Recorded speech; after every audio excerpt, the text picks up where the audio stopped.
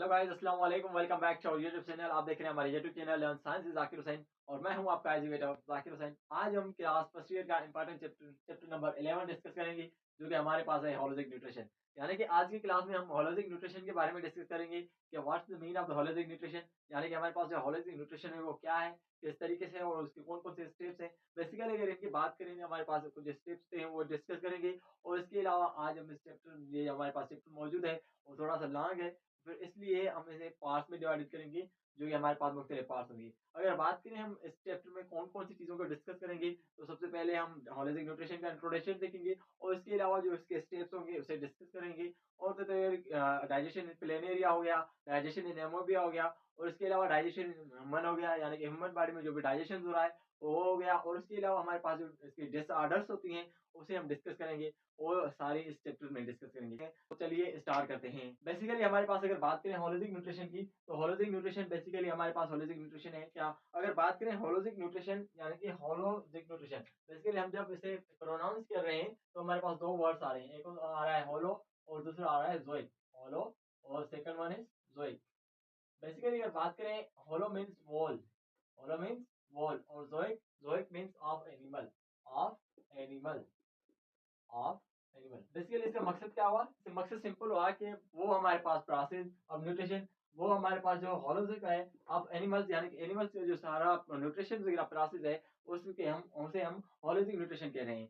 Of animals हो गया और उसके अलावा होलो मीन्स होता है वॉल, यानी कि वो प्रोसेस जो हमारे सारे एनिमल से रिलेटेड हो न्यूट्रिशन के हवाले से, हम उसे होलोजिक न्यूट्रिशन कहते हैं। बेसिकली याद रखेंगे कि holozoic nutrition is a type of heterotrophs. अगर हम एमसीक्यू के हवाले से ये पूछा जा सकता है कि ये जो होलोजिक न्यूट्रिशन है वो किसका टाइप है, ऑटोट्रॉफ का या उसके अलावा हेटरोट्रॉफ का। बेसिकली इसका जो आंसर होगा वो हमारे पास होगा हेटरोट्रॉफ का। ये जो है हेटरोट्रॉफ है, ऑटोट्रॉफ बेसिकली प्लांट्स हो गए, वो तो अपना जो फूड वगैरह है वो खुद ही तैयार कर लेते हैं। बेसिकली हमारे पास जो हेटरोट्रॉफ्स होते हैं वो क्या करते हैं कि ऑटोट्रॉफ्स पे डिपेंड करते हैं और ये जो प्रोसेस होता है वो हेटरोट्रॉफ्स में होता है। It's type of heterotrophs. Okay, जब बात करें हमारे पास न्यूट्रिशन की, तो इनमें से डिफरेंस पूछा जाता है कि हमारे पास जो न्यूट्रिएंट्स हैं और न्यूट्रिशन है, बेसिकली इनमें से डिफरेंट क्या है। अगर बात करें हमारे पास न्यूट्रिशन की, तो न्यूट्रिशन एक प्रोसेस होता है। और बात करें न्यूट्रिएंट्स की, तो न्यूट्रिएंट्स हमारे पास जो भी बॉडी के मेंटेनेंस के लिए, लाइफ मेंटेनेंस के लिए रिक्वायर्ड चीजें हैं, सब्सटेंस रिक्वायर हो, उसे हम न्यूट्रिएंट्स कहते हैं। So what's the mean of the nutrients? Nutrients are the substance that are required to maintain the life, is known as nutrients. And the nutrition is a basically process in which we intake the nutrients. Okay, उसके अलावा हमारे पास ये जो है holistic nutrition की बात की, वहाँ पे न्यूट्रिएंट्स थोड़ी सी डेफिनेशन लिख दें। बेसिकली ये एक प्रोसेस है जिसमें से हम न्यूट्रिएंट्स को इनटेक करते हैं। और इसके अलावा अगर न्यूट्रिएंट्स की बात करें, nutrients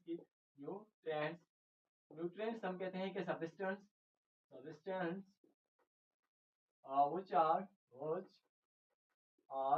required for, okay, required for maintenance of life, require for maintenance of life, यानी कि वो सब्सटेंस जो हमारी लाइफ को मेंटेनेंस करें उसे हम न्यूट्रिएंट्स कहते हैं, maintenance of life. Okay, then what's the meaning of the nutrition? Basically nutrition is the process in which we intake the food और इनटेक द न्यूट्रिएंट्स, यानी कि हम वो प्रोसेस होता है जिसमें से न्यूट्रिएंट्स वगैरह हम क्या करते हैं कि लेते हैं अपनी ग़िज़ायत के तौर पे, न्यूट्रिएंट्स के तौर पे। वो जो न्यूट्रिएंट्स हैं उसे हम न्यूट्रिएंट्स कह रहे हैं। और जो प्रोसेस है जिस जरिए हम इनटेक कर रहे हैं उसको न्यूट्रिशन कहते हैं। एंड देन हमारे पास जो सेकंड वन होती चीज होती है कि हमारे पास जो होलोजिक न्यूट्रिशन होता है वो एक प्रोसेस जो है वो कुछ स्टेप्स में डिवाइडेड होता है। बेसिकली उनके कुछ 5 स्टेप्स होते हैं जो कि आज डिस्कस करेंगे। The first one is ingestion. Basically ingestion is the first steps of the holozoic nutrition in which we will discuss what the mean of ingestion. Basically ingestion is the first process in which we intake the food. Basically इसे हम बयान कर सकते हैं कि intake of food, intake of food into the cell or body is called injection। यानी कि ये हमारे पास जो होलिस्टिक न्यूट्रिशन का फर्स्ट स्टेप्स है उसमें से हम क्या करते हैं कि हमारे पास जो चीजें होती हैं वो फूड वगैरह जो है हम अपनी बॉडी या सेल्स में लेते हैं। बेसिकली बॉडी या सेल्स हम क्यों कह रहे हैं? जो हमारे पास यूनिसेल्युलर एनिमल्स होते हैं, बेसिकली वो भी तो ऑटोट्रॉफ्स ही ऑटोट्रॉफ्स कुछ होते हैं, कुछ हेटेरोट्रॉफ्स होते हैं। तो फिर जो हेटेरोट्रॉफ्स हैं, वो क्या करते हैं कि अपने सेल तक लेके जाएँगे। बेसिकली यूनिसेल से मुराद एक ही सेल होगा, ज़ाहिर-सी बात है। यानी कि intake of food into the cells, वो जो सेल्स तक लेके जाएँगे और बॉडी मल्टीसेलुलर जो होंगे, वो बॉडी तक लेके आ जाएँगे। इस प्रोसेस को क्या कहा जाएगा? इंजेक्शन कहा जाएगा। यानी कि हम जो भी हमारे पास ग़िज़ाएँ जो हम फ्रूट्स वगैरह है या न्यूट्रिएंट्स वगैरह है, जो हम अपने माउथ तक लेके आ रहे हैं, उस प्रोसेस को हम इंजेक्शन कहते हैं। बेसिकली माउथ तक ये इंक्लूड है। अगर माउथ के बाद हमने जब उसमें सिलेवरी ग्लैंड्स वगैरह जो हमारे पास मौजूद हैं, ग्लैंड्स हमने यूज़ किए और इसके अलावा हमने उसे कोई प्रोसेस में गुज़ारा, तो वो हमारे पास इंजेक्शंस नहीं रहेगा। वो जो हो जाएगा हमारे पास डाइजेशन प्रोसेस होगा। तो फिर इसके अलावा हमारे पास सेकंड वाला जो प्रोसेस है, हम उसे डाइजेशन कहते हैं। बेसिकली डाइजेशन के बारे में आप लोगों ने काफ़ी सारा सुना होगा। इंजेक्शन के बाद हमारे पास डाइजेशन आ जाता है। डाइजेशन को अगर बयान करें, हम कहते हैं कि digestion breaking down of large molecule into small molecule, breaking down of large molecule molecules into small molecules. यानी कि हम जो लार्ज मॉलिक्यूल हैं, उसे अगर स्मॉल मॉलिक्यूल्स में तोड़ दें, तो इस प्रोसेस को कहा जाएगा डाइजेशन। बेसिकली डाइजेशन में क्या होता है कि हमारे पास जो लार्ज मॉलिक्यूल है, जो भी न्यूट्रिएंट्स है, जो भी फूड है, वो हमारे पास लार्ज मॉलिक्यूल्स की सूरत में मौजूद है। अब वो जो है हमारे पास एनर्जी चाहिए हमें बॉडी के लिए, ज़ाहिर-सी बात है। हम पहली सी बात तो न्यूट्रिएंट्स खा क्यों रहे हैं, हमें एनर्जी चाहिए। कोई भी अगर गाड़ी है या कोई भी ऐसी चीज़ है, मशीन्स है, उसे फ्यूल की ज़रूरत होती है, उसे चलने के लिए, उसे प्रॉपर काम करने के लिए। तो हमारे पास ये जो चीज़ें होती हैं, उन्हें भी हमारे पास जो ख़ास प्रॉपर वर्क करने के लिए उनकी फ्यूल की ज़रूरत नहीं होती। हमारे पास न्यूट्रिएंट की ज़रूरत होती है, जिस वज़ह से हम काफ़ी जो भी हमारे पास लाइफ़ के जो एक्टिविटीज़ हैं, जो भी डेली लाइफ़ की एक्टिविटीज़ हैं, उसे परफ़ॉर्म कर पाते हैं। तो फिर उस हवाले से हमारे पास कहते हैं कि जो फूड हम खा रहे हैं, तो वहाँ सेल तक एनर्जी पहुँचनी चाहिए। बेसिकली सेल तक एनर्जी डायरेक्टली नहीं पहुँच सकती। उसमें से क्या होता है कि हमारे पास जो है, जो लार्ज मॉलिक्यूल होते हैं, वो स्मॉल मॉलिक्यूल्स में कन्वर्ट होते हैं और एक जो हमारे पास करेंसी ऑफ द एनर्जी होती है, उसमें से कन्वर्ट हो जाते हैं, जिसे एटीपी कहते हैं। वो एटीपी वगैरह है, एनर्जी की सूरत में वो हम सेल तक पहुँचती है। अब ऐसा नहीं हो सकता कि जो हम न्यूट्रिएंट्स वगैरह खा रहे हैं या मील है खाई या कोई फ्रूट खाया, वो डायरेक्टली हमारी सेल को एनर्जी दे, ऐसा नहीं हो सकता। तो फिर हम क्या करते हैं कि इन्हें मुख्तलिफ प्रोसेस से गुज़ारते हैं, जिसकी वजह से ये जो हमारे पास है, एक जो फूड है, कोई भी न्यूट्रिएंट्स है, वो स्मॉल पार्टिकल्स गुज़रने के बाद हमारे पास सेल्स तक होता है एनर्जी की सूरत में। बेसिकली डाइजेशन में क्या होता है कि डाइजेशन में breaking down of the large molecule into small molecules होती है। याद रखेंगे कि हमारे पास डाइजेशन होता है, डाइजेशन के 2 टाइप्स होते हैं। एक को हम कहते हैं हमारे पास जो है मैकेनिकल मैकेनिकल और दूसरा होता है केमिकल। मैकेनिकल मैकेनिकल और दूसरा होता है हमारे पास केमिकल। यानी कि फर्स्ट वन इज़ मैकेनिकल और सेकंड वन इज़ केमिकल। यानी कि पहले को हम क्या कहते हैं, मैकेनिकल कहते हैं। मैकेनिकल याद रखेंगे हमारे पास फिजिकल भी कहा जाता है और the second one is chemical. Basically chemical digestion and then mechanical और physical digestion. There are 2 types of the digestion. यानी कि इसमें से 2 टाइप हमारे पास मौजूद होते हैं डाइजेशन के, जो हम डिस्कस करेंगे। हमारे पास जो ह्यूमन डाइजेशन सिस्टम है, अगला डिस्कस करेंगे उसपे। तो थोड़ा-सा सिंपल इंट्रोडक्शन अगर बात करें, मैकेनिकल क्या है या जिसे हम फिजिकल कह रहे हैं, वो क्या है? बेसिकली वो डाइजेशन जहाँ पे एंजाइम्स इन्वॉल्व ना हो, उसे हम फिजिकल या मैकेनिकल डाइजेशन कहेंगे। यानी कि हमारे पास जो एंजाइम्स का कोई भी रोल ना हो, तो फिर वहीं पे हमारे पास जो डाइजेशन होगी, वो मैकेनिकल या फिजिकल डाइजेशन होगी। बेसिकली अगर हमारे पास कोई भी एंजाइम्स उसमें से एक्ट कर रहा है, उसमें से जो वर्क परफॉर्म कर रहा है, तो फिर उस प्रोसेस को, उस डाइजेशन को कहा जाएगा केमिकल डाइजेशन। यानी कि केमिकल डाइजेशन में लाज़िमन है उसमें से कोई ना कोई एंजाइम्स एक्ट करे, कोई ना कोई एंजाइम जो है अपना वर्क परफॉर्म करे, तो फिर वो हमारे पास जो है केमिकल डाइजेशन बन जाती है। और जो मैकेनिकल या फिजिकल डाइजेशन होती है, उसमें से क्या होता है कि हमारे पास कोई भी एंजाइम्स मौजूद नहीं होता।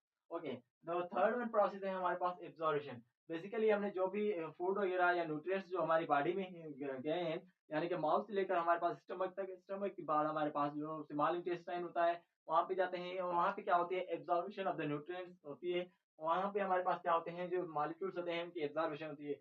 और द थर्ड वन प्रोसेस जो हमारे पास मौजूद है, वो होता है एब्जॉर्प्शन। बेसिकली अगर एब्जॉर्प्शन की बात करें, तो हम डिफाइन करते हैं process process in which soluble molecules molecules are absorbed by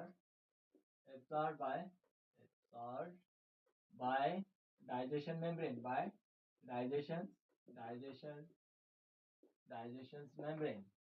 हमारे पास वो जो है हमारे पास कुछ मेम्ब्रेन्स होती हैं जिसमें से हमारे पास जो सॉल्युबल मॉलिक्यूल्स होते हैं वो हमारे पास जो होते हैं वो डाइजेस्ट हो जाते हैं या एब्जॉर्ब हो जाते हैं।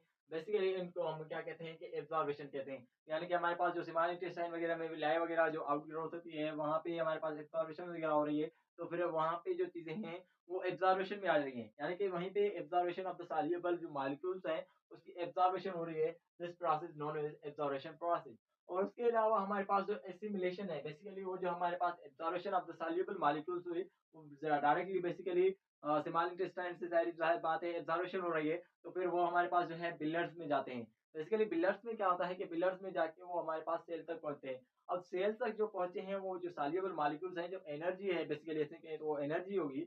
वो एनर्जी जो सेल्स होते हैं वो डायरेक्टली यूज नहीं करते। यानी कि उसे कोई कोई ना कोई मीन से कन्वर्ट करते हैं। यानी कि वो वहाँ पे डायरेक्टली यूज नहीं करेंगे। वहाँ पे एटीपी वगैरह में या कोई ऐसी चीज में कन्वर्ट करेंगे।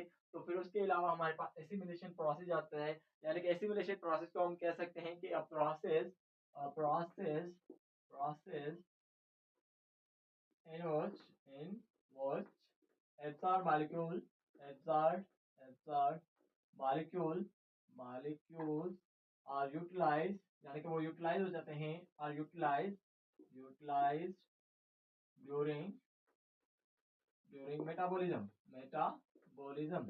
Is called as assimilation. यानी कि मेटाबॉलिज्म के दौरान हमारे पास जो मॉलिक्यूल्स होते हैं एब्जॉर्ब मॉलिक्यूल्स जो हैं उनकी जो डाइजेशन उनकी जो हमारे पास एब्जॉर्बेशन होती है उनकी ब्रेकडाउन होती है। बेसिकली उस प्रोसेस को हम क्या कहते हैं एसिमिलेशन कहते हैं। और एसिमिलेशन में क्या होता है कि जो हमारे पास जो एनर्जी है जो हमारे पास सॉल्युबल मॉलिक्यूल्स थे वो जो सेल्स तक पहुंचे हैं तो फिर वहीं पे हमारे पास उनमें से भी वो जो है सेल्स है वो डायरेक्टली यूज नहीं करेंगे उसमें से कन्वर्ट करेंगे मेटाबॉलिज्म के दौरान एक सिंपल सिंपल एनर्जी कह सकते हैं। तो उसमें से बेसिकली इस प्रोसेस को हम कहते हैं assimilation. And the last one process of the holistic nutrition steps कह सकते हैं हम लोग। जो हमारे पास होलिस्टिक न्यूट्रिशन का लास्ट स्टेप होता है वो होता है इजेक्शन।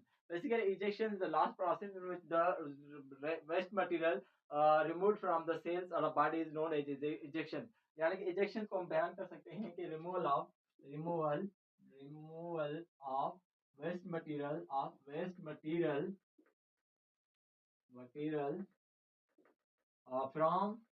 from cells कहाँ से सेल्स से और body is known as egestion. यानी कि यहाँ ये हमारे पास जो होलिस्टिक न्यूट्रिशन का लास्ट स्टेप्स है जिसमें से हमारे पास जो है रिमूवल ऑफ वेस्ट मटेरियल होती है। यानी कि जो हमारे पास अनडाइजेस्टेड फूड है ऐसे कहें तो उसकी जो है रिमूवल होती है।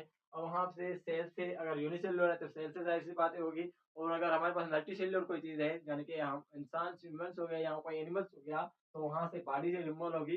इस प्रोसेस को हम कहेंगे कि इंजेक्शन जो है। यानी कि वो हमारे पास जो वेस्ट मटेरियल है वो out of the body remove हो चुका है। अब बेसिकली यहाँ पे अगर गौर करें तो हमारे पास फर्स्ट वन क्या था इंजेक्शन था। Injection is taking in of the body. यानी कि हमारे पास जो भी चीज थी न्यूट्रिएंट्स थे फूड था हम उन्होंने क्या किया कि हम अपनी बॉडी तक हमने माउथ तक लेके गए।